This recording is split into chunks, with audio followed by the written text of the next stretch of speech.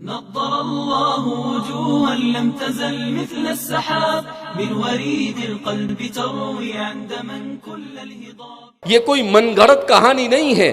دنیا میں جھوٹی جھوٹی فلموں کی جو اسٹوریاں بنائی جاتی وہ نہیں، یہ حقائق پر مبنی ہے جس کو خود رسول اللہ صلی اللہ علیہ وسلم نے اپنی زبان اقدس سے بیان کیا ہے.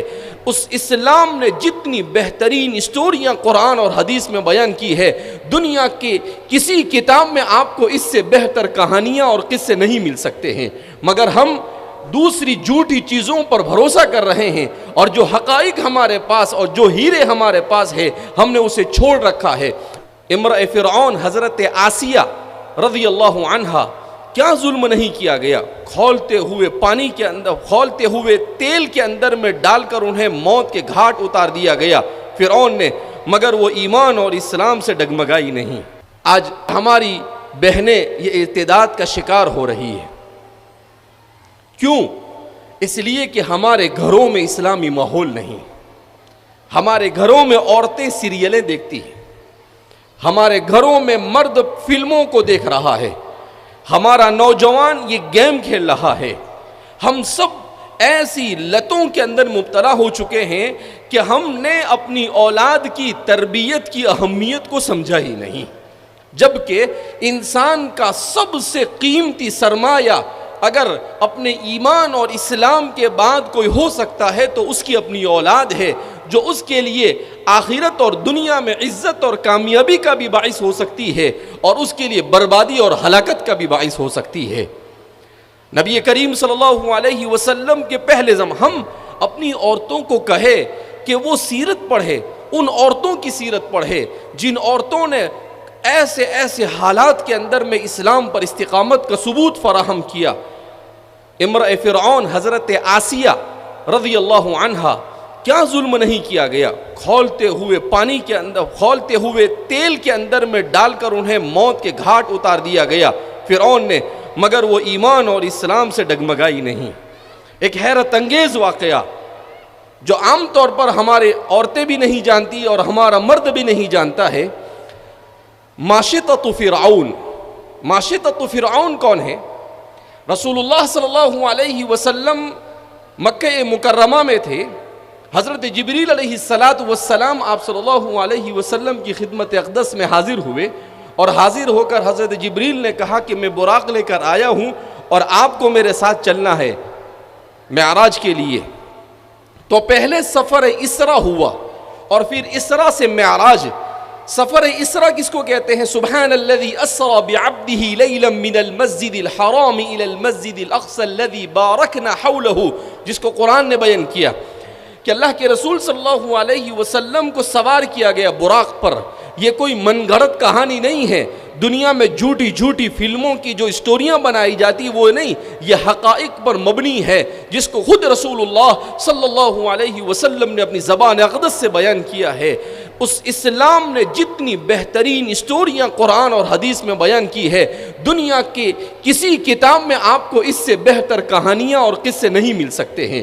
مگر ہم دوسری جھوٹی چیزوں پر بھروسہ کر رہے ہیں، اور جو حقائق ہمارے پاس اور جو ہیرے ہمارے پاس ہے ہم نے اسے چھوڑ رکھا ہے. بہرحال تو فرماتے ہیں میں براق پر سوار ہوا، وہ اتنا تیز چلتا تھا کہ جہاں اس کی نظر ہوتی تھی وہاں اس کا قدم ہوتا تھا.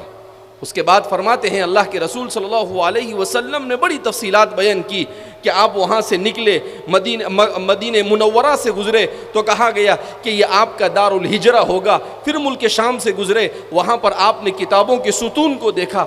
ایک جو مجھے اہم واقعہ اسرا کا بیان کرنا ہے وہ واقعہ یہ ہے کہ اللہ کے رسول صلی اللہ علیہ وسلم جب بیت المقدس کے قریب پہنچے تو حضور نے بہت ہی بہترین خوشبو محسوس کی. تو آپ صلی اللہ علیہ وسلم نے دریافت کیا، اے جبریل ما هذه الرائحة الطیبہ، اے جبریل یہ بہترین خوشبو کیا ہے؟ ہماری مائیں اور ہماری بہنیں خاص طور پر اس کو سنیں. حضرت جبریل علیہ السلام نے کہا کہ محمد عربی صلی اللہ علیہ وسلم یہ خوشبو آ رہی ہے ماشطۃ بنت فرعون کی قبر سے خوشبو آ رہی ہے. یہ کون ہے ماشطۃ بنت فرعون؟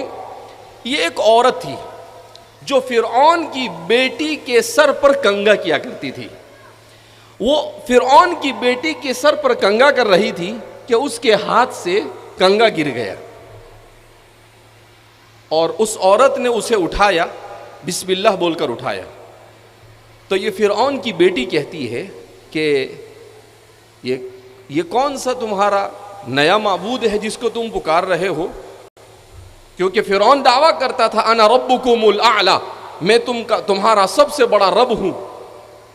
تو کہا کہ بھئی وہ اللہ تو میرا بھی رب ہے, تیرا بھی رب ہے اور فرعون کا بھی رب ہے.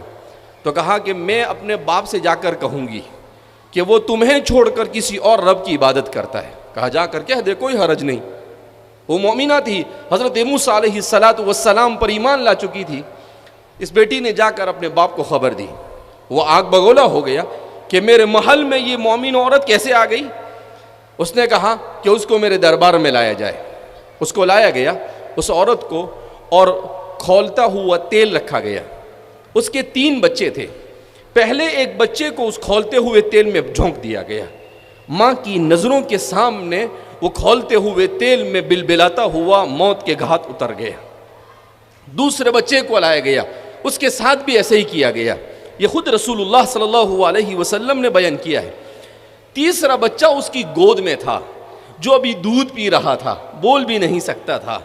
جب اس بچے کو لینے کی کوشش کی تو ماں کی مامتا جاگی اور وہ تھوڑی سی ڈگمگائی اور سوچنے لگی کہ یہ میرا چھوٹا سا معصوم کھولتے ہوئے تیل میں میرے سامنے پہلے 2 بیٹوں کی طرح چلا جائے گا, کیا گزرے گی میرے اوپر.